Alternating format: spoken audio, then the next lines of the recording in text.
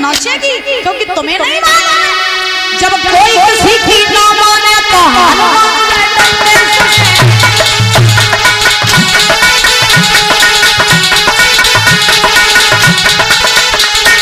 कंस ने कहा पिताजी सुनो जब कोई काऊ की ना माने तो काय से बनवा डंडा पे जब कोई काऊ की ना माने तो लंबो डंडा टोरो अपने आप बात मानने लगे जब कोई किसी की ना माने तो हाल मान जाए डंडे से दो हंगल की लकड़ी तोड़ो बात बनाओ डंडे से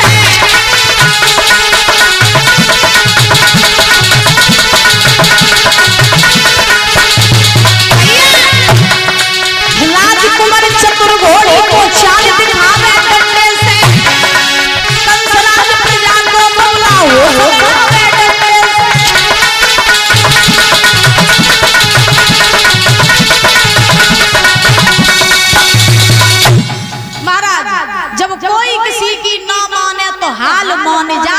डंडे से कंस ने कहा ये प्रजा है प्रजा को ज्यादा सर पे न चढ़ाओ और ज्यादा सर पे चढ़ा लियो तो नुकसान तुम्हें होई दबा के रखो प्रजा को जब ये बात कही है तो उग्रसेन ने कहा कंसराज तुम मानोगे नहीं बोले बिल्कुल नहीं हम जैसे रह रहे हैं हम वैसे ही रहेंगे तुम्हारी बात नहीं मानेंगे तो जो ये बात कही कंस ने कहा ठीक कोई बात नहीं अच्छी तरह नहीं मान रहे हो तो हम जबरदस्ती भी मनवाना चाहते कंस ने उग्रसेन की भुजा पकड़ी जमीन पर महाराज सिंहासन से उतार के जमीन पे पटक दिया उग्रसेन का मुकुट उतारा अपने सर पे धारण किया और कंस उग्रसेन की राजगद्दी पे बैठ गया कंस ने सेनापतियों से कहा सुनो मेरे बाप को पकड़ के ले जाओ और जेल में डाल दो बहुत राज्य कर लिया अब आराम की बारी है ले जाओ जेल में डाल दो सेनापतियों ने पकड़ा उग्रसेन को जेल में डाल दिया अब कंस मथुरा का नया राजा नए नए कानून बनाने लगा अब जो जैसा राजा बनता है वो अपना अपना दिमाग चलाता है तो कंस मथुरा का नया राजा नए नए कानून बनाने लगा कंस ने पाठशालाओं में पढ़ाई बंद करवा दी गौशालाओं में गाय कटने लगी अत्याचार करने लगा संतों को पकड़ के महाराज जेल में डालने लगा हाथ पैरों में बेड़ियां डलवा करके एक दिन कंस ने सभा लगाई सारे मथुरा वासियों को इकट्ठा किया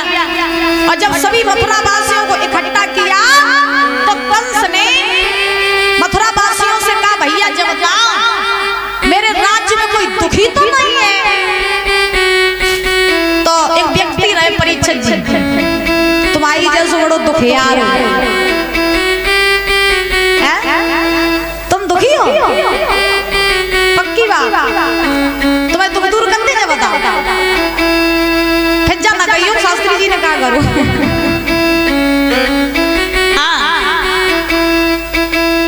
करते दुख दूर तुम्हारे डरियो ना ठीक सुनो महाराज एक व्यक्ति खड़ा हुआ उसने कहा सुनो कंसराज और तुम कहो कि नहीं जानो पहले तुमने मेरी सुन ले कंस बोला सुना भैया उस व्यक्ति ने कहा भैया हमारे ऊपर बहुत दुख है हम दुखी है और कहो कि दुख बाद में दूर करियो पहले मेरे दुख दूर कर दो कंस ने कहा तुम दुखी हो बोले बहुत ज्यादा तो कंस ने कहा ठीक चिंता ना करो हम तुम्हारे दुख दूर कर देंगे हम नहीं चाहते कि मेरे राज्य में कोई दुखी रहे कंस ने मंत्री को बुलाया और कहा मंत्री इस व्यक्ति को पकड़ के ले जाओ फांसी पर टांग दो इसके दुख दूर कर दो फांसी पर टांग दो दुख दूर कर दो हम नहीं चाहते कि मेरे राज्य में कोई दुखी रहे अब उस व्यक्ति को पकड़ के ले गए फांसी पर टांग दिया गया अब जो दुखी अपने डर के मारे बेहोश की जो दुखी रहे बेहोश की कंस ने आवाज लगाई कोई और दुखी सभा में से आवाज आई ना महाराज कोई दुखी नहीं सब सुखी अरे तुम्हारा जैसा राजा हम ढूंढते 7 जन्म तक दोनों मिलते तुम बहुत बढ़िया राज्य चला रहे हो आपस में बात करी बोले भैया प्राण बचे तो सब कछु हुई है प्राण ही नहीं बचे तो कछु नहीं हुई हाँ सब चुपचाप रहो अब सब सभी हो गए ऐसा कंस जो है अत्याचार अत्याचार पाप करता रहा। धीरे धीरे धीरे धीरे समय बीत रहा है। सभी संत महात्मा और पृथ्वी कंस के पापों से दबने लगी। पृथ्वी माँ कहती है कि मैं मनुष्यों का हर भार सहन कर सकती हूँ, लेकिन मैं पाप का भार सहन नहीं कर सकती। तो सभी संत महात्मा पृथ्वी मैया भगवान के शरण में जा करके और भगवान से प्रार्थना करने लगे, हे नाथ आपके सिवा हमारा कोई नहीं। और जवाब दिया, अरे तेरा सुनो ये तनारी और मोहे पीड़ पड़ी अतवारी, तेरा सुनो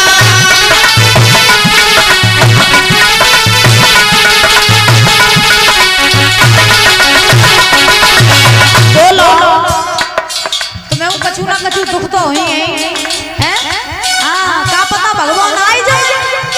ताको ताली बजा के बोलो बड़े भाव से, तेरा सुनो हितकारी मोहे पीड़ पड़ी अतवारी,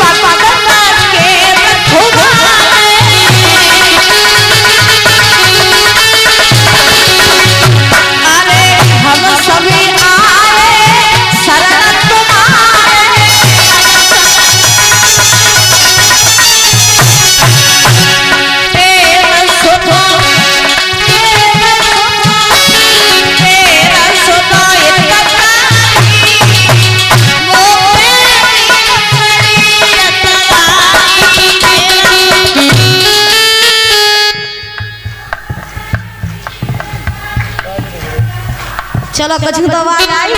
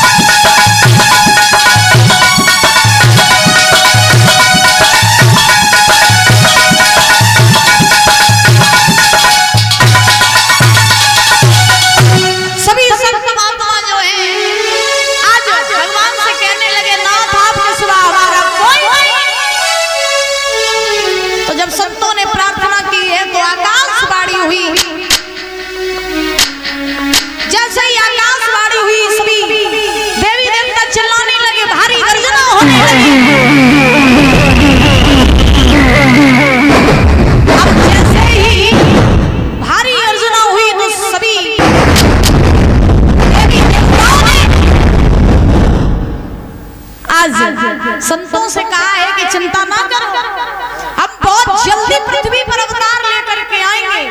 कृष्ण बन के आएंगे, कंस की बहन के यहाँ हमारा अवतार होगा। और जब हम कृष्ण बन के आएंगे तब तुम सबको कंस के उत्पातों से, कंस के पापों से मुक्त कराएंगे, लेकिन अभी थोड़ा इंतजार करो। इतना क्या कि आकाशवाणी वहां से चली गई। संतों ने सुना कि भगवान जो है अवतार लेकर के आएंगे, तो सभी संत बड़े प्रसन्न हुए कि भगवान अवतार लेके आएंगे। तो